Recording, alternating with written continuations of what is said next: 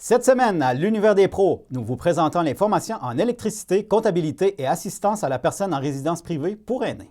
Débutons avec Christine Lepage qui nous présente la formation en électricité.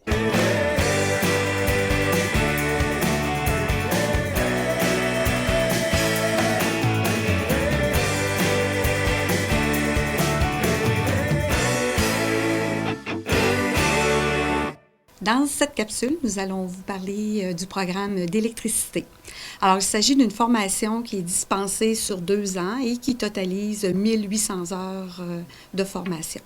Elle est dispensée en enseignement magistral dans nos cours théoriques, mais également une bonne partie de la formation se tient aussi en atelier, où là, on va vraiment pratiquer et exercer le métier comme il doit se faire là, dans la vie de tous les jours. On offre, nous, 900 heures par année, la formation, donc, comme je disais, sur 2 ans consécutifs. Et la modernisation du programme qui a été fait il y a quelques années a permis vraiment d'aller chercher davantage au niveau des connaissances et des compétences pour être le plus optimal possible et en lien avec ce qui est recherché au niveau du marché du travail. On parle notamment de tout ce qui est l'automatisation, la programmation des maisons intelligentes en particulier. Dans l'exercice du métier, ils auront besoin de cartes de compétences.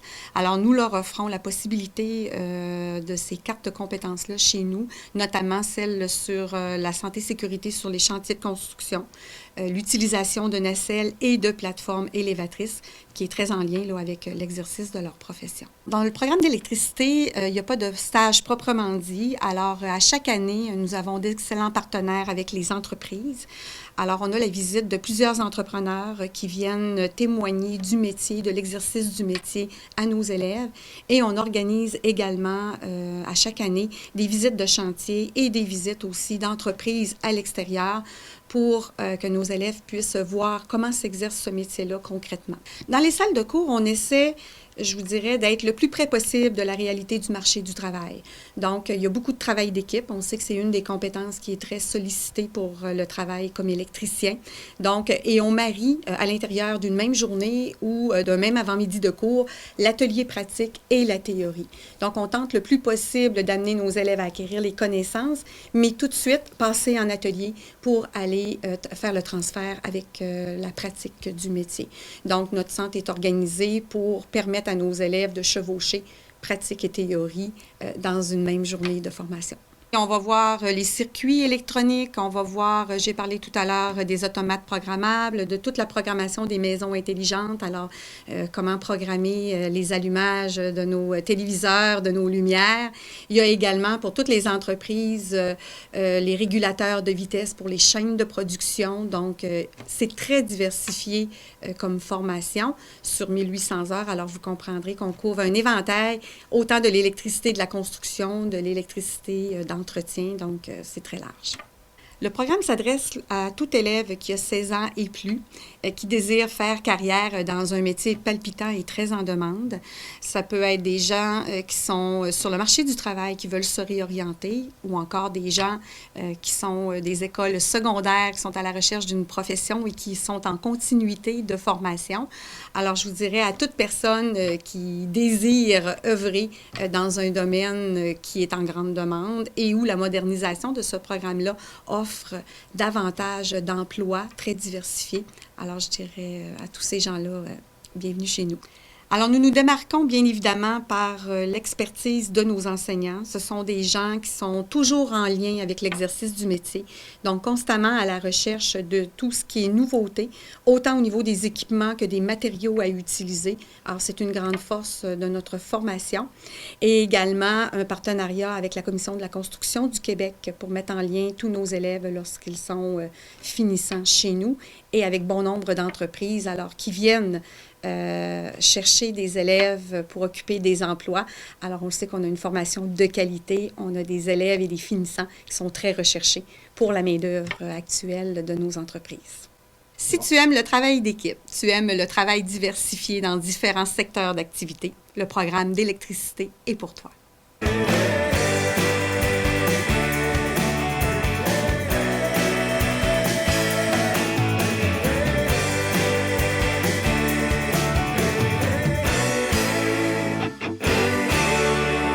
Pour Pour le deuxième segment de l'émission, Yolande Larocque nous parle de la formation en comptabilité.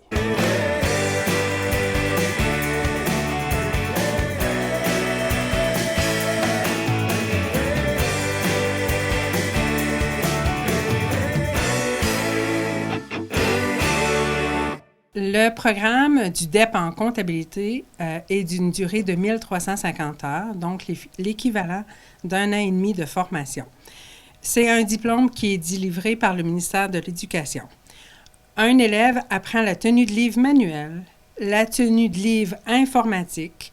Il apprend aussi au moins 2 logiciels comptables, soit Simple Comptable et Acomba.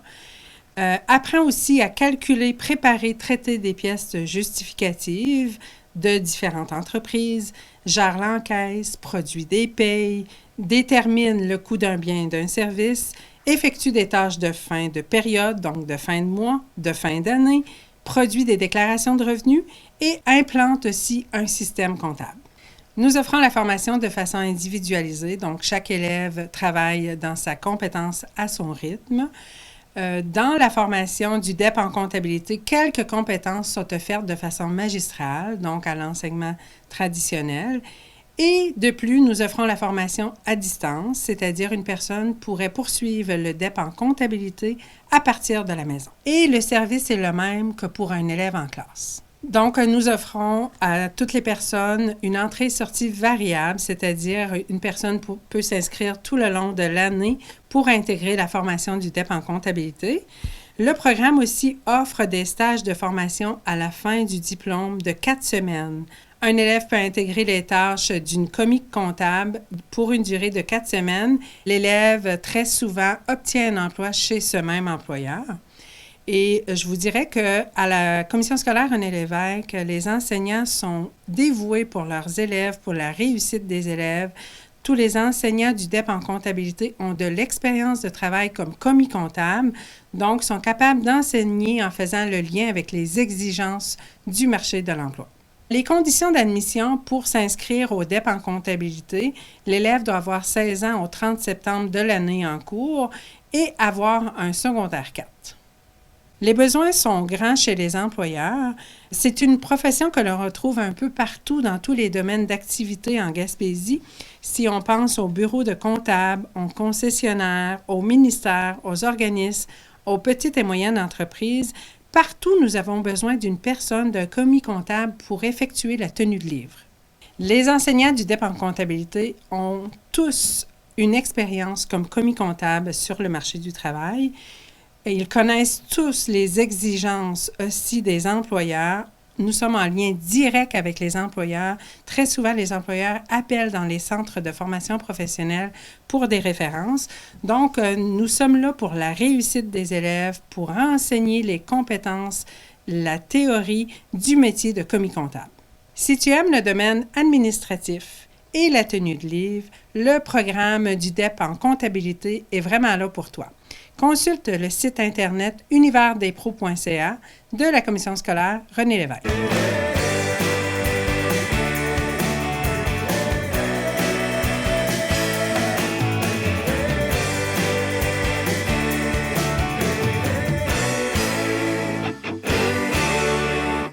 Pour le dernier segment de l'émission, Rémi Mathieu nous parle de la formation en assistance à la personne en résidence privée pour aînés.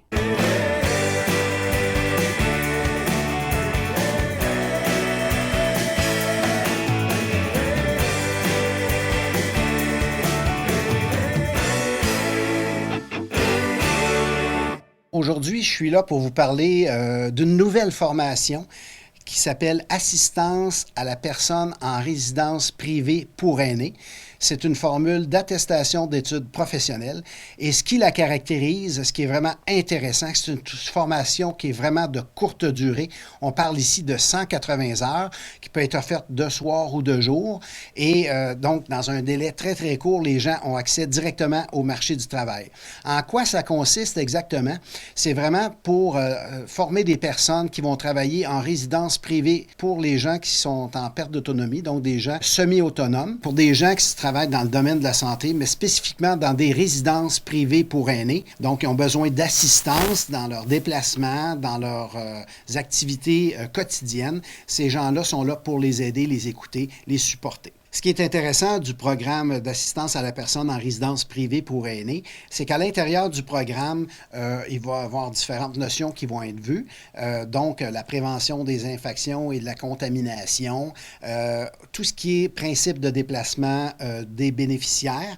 Et à ce sujet-là, on va émettre une carte là, de compétences qui va être reconnue dans le secteur de la santé. Il y a aussi le volet des premiers secours aussi qui va être abordé, qui lui aussi va offrir à la personne la possibilité d'obtenir une carte de compétences reconnue par un organisme au niveau du secteur de la santé. Donc, c'est inclus dans la même formation. Puis souvent, ces cartes-là sont des préalables pour travailler dans le secteur de la santé.